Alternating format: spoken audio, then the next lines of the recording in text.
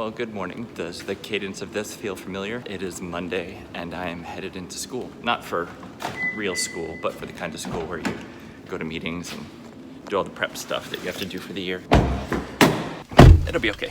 I know I need to change my thinking. I need to change my brain and get from summer mode into school mode. And I hope that school mode will be good. I hope that changing my brain to teach again will help distract me or move me kind of past the heartbreak a little bit. I say that, I don't actually believe it, but I have to say it and I have to try to believe it. What else can I do? You know, if you don't set your intention a particular way, you can't hope for change, right? Let's talk about happy things. What am I gonna do today? Today I will be in meetings and I will pay attention. And when there's time to not pay attention, I will ready my classroom, which isn't fun. But I think I'm going to make a purchase or two for my apartment today. I'm gonna order a rug. The rug I have at the condo right now, I'm not gonna take with me. It was cheap, even though my wife seems to think it was many hundreds of dollars. Yeah, that's what I found out this morning. The other corgi in the building he lives on the first floor in the corner place. I walked by this morning and the apartment was empty. Like there was a woman in there cleaning and I thought, oh, corgi's gone. And that's the weird thing about living in close proximity to people. You can sort of lull yourself into thinking like you're a community, which you are, but then people just leave. It's kind of unceremonious. It wasn't like he came to my door and was like, hey man, listen, I'm moving. It's been really nice, you know, seeing you intermittently for the past year and a half. Good luck in life. He's just gone. But I guess that's what it is, you know? And I'm trying to get my head around that. Just life being a series of connections, sometimes temporary, sometimes longer term, and ultimately being okay with them dissolving, going away. Wish me luck. I will see you probably really soon from your perspective, and probably in a really long time from my perspective. So I hope your day goes wonderfully, and I'll see you soon. Thanks for hanging out. I didn't talk to you much during the day today. That's kind of weird. Today was hard. Today was a hard day for a few reasons. I got to school and walked in my classroom like I will do every day for the next school year. And the trauma of it hit me. Like I walked in and just kind of got washed over with a really palpable reminder of how hard it was at the end of last school year, how much pain I went through every day and how low and stressed and anxious and how terrible it was. It all kind of hit me in a wave this morning, and I didn't turn on any lights in my room, and I just stood there for a couple minutes and I thought, okay, all right. And I literally had to talk to myself and collect myself. So I got through that. And then they were doing breakfast on campus. I walked across campus and I froze. Like the thought of talking to people and having that first day of school conversation locked me up. I was just like, I can't do this.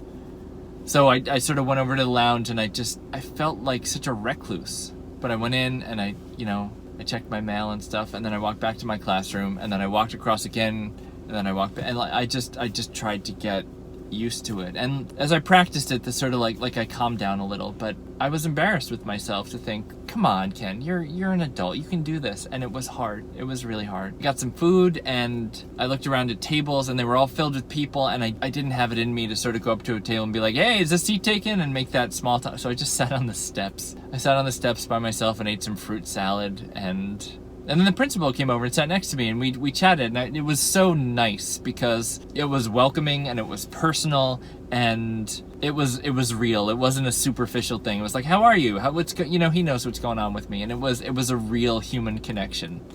And that meant a lot today because it was a good welcome to the school year. We had a motivational speaker who was really very, very good. But at times he talked about hardships he went through in his life and about abuse and about things like that. And, the suffering he'd been through. And it kind of set me off. It was really hard to listen to. He did a good job of turning it, wrapping it up and putting a point to it. But I have a tough time right now listening to people talk about being abused. I'm very, very sensitive to it. And that was a challenge. But that was okay. That was by and large good. At times I would just text other people just to get my mind out of that situation to escape, because I was in the middle of the room and I couldn't very well get up and leave because it would have made a spectacle. Then we had a short break, and then we came back for training on school shootings, and that was hard. That was really hard. The people who did the training were great, and they were very thorough and very good. It was just me who wasn't really up to learning everything they were teaching. They had maps of the campuses at Columbine and at Virginia Tech, and they outlined like the paths that the shooters took when they came in, and where they planted explosives, and where bodies were found, and where injured bodies were found versus dead bodies were found. And it was just a lot. It was a lot to take in.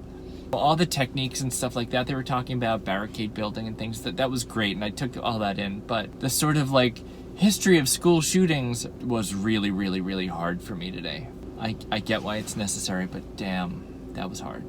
I saw my one coworker who I work directly with, who I haven't talked to in a while, and she said hi to me, and she sort of broke down and cried and was like, "I'm so sorry I missed you." And it was like, her cat just died, so she's in a bad way. Like, it's a weird energy today. A lot of people were kind of down and low, and then we had to do a mandated reporter training where you have to sit and watch a video about child abuse and child neglect and things like that, and how to report those kind of things, and what your duties as a reporter are. So yeah, it's just been a lot of sensitive things to deal with today. I'm confident that I will be fine, that I'll get through this, that I'll be the teacher I want to be. I'm confident I'll get there. I just know that I'm not there yet, and that's really troubling. The fact that a breakup could affect me on such a fundamental level. I realize it's an atypical breakup, and the aftermath of the breakup has been particularly crazy. The interactions I've had with her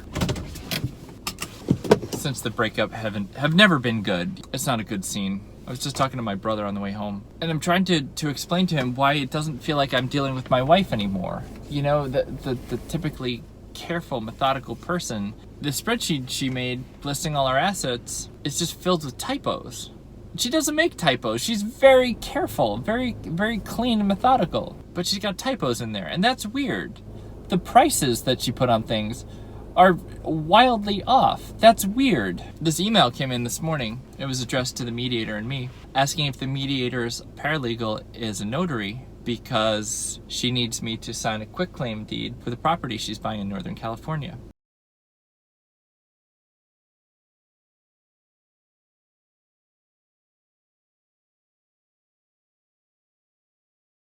That she's buying. She needs me to sign something that she's buying. That's what she said. I've never agreed to this. And I'm not going to sign anything on Wednesday. I'm not going to sign a quitclaim. Not when she's claiming to not have any money. I'm signing nothing. Not till this agreement is done. She's not going to like that. That's gonna make a very bad day. But just to verify, that came in. So I wrote my attorney. I sent a copy of the email that she sent. And I said, I just want to make sure that I'm not signing anything, right? And he was like, yes, your approach is correct. Hers is wrong. In an aggressive mode, I have leverage.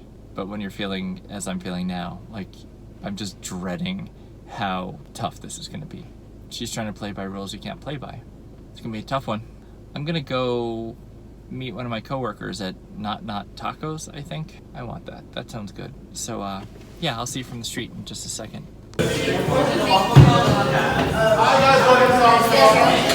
Hey, that was a huge success. I walked to Little Italy and met one of my friends for dinner.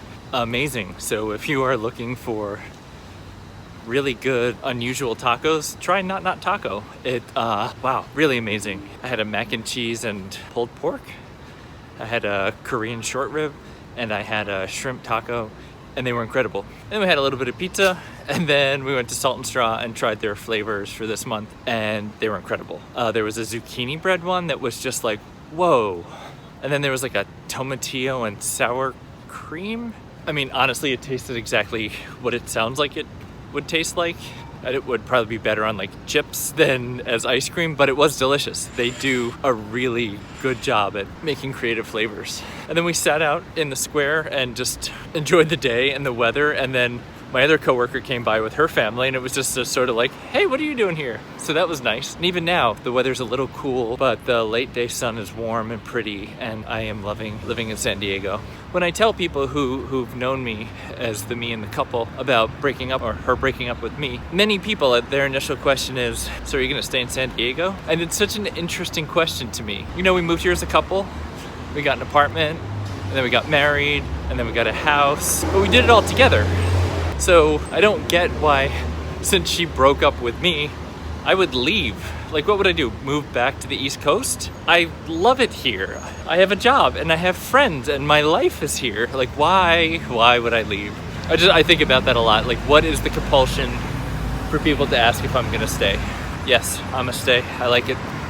Regrettably now I need to go home and do the paperwork and I need to do for mediation on Wednesday. I am not looking forward to it. I've done a large chunk of it before our last mediation, so I'm hoping it doesn't represent hours and hours and hours of work, but it is stressful work. I do need to go over the list that she sent me of the things she wants and correct her pricing and refute some of the things she was talking about because she's just wildly inaccurate and she made misspellings that are unusual for her. She doesn't misspell things. It's weird.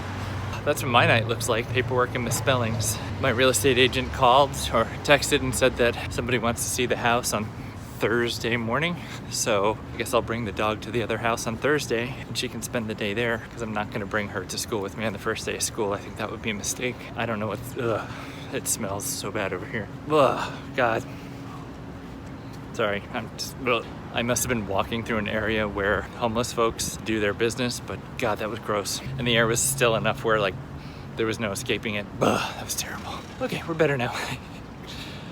I'm distracted, maybe I should stop talking.